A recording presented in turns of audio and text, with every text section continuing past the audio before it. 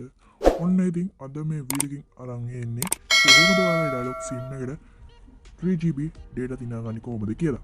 එහෙනම් ඉතින් වැඩි කතා නොකර යමත් අපි යනවාද වීඩියෝ එකට.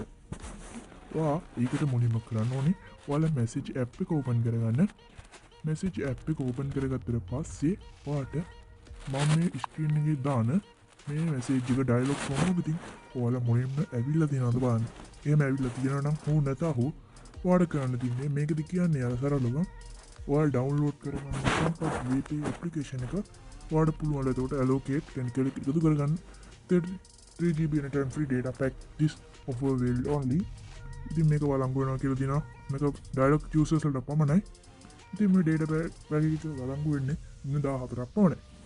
එහෙනම් අපි බලමු කොහොමද සම්පත් වේ app එක download කරගන්න කියලා. ඒකට ඔයාලා Play Store app එක open කරගන්න ඕනේ.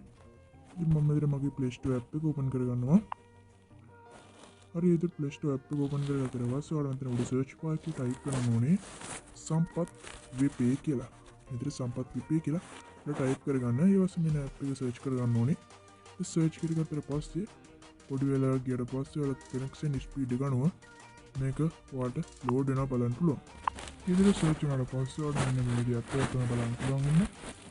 මේ තමයි මේ app එක. ඊට පස්සේ ඔයාලට continue මෙතන install කියන එක උඩ touch කරලා මේ app එක ඔයාලා install කරගන්න ඕනේ. ඉතින් අපි බලමු install වුණාට පස්සේ.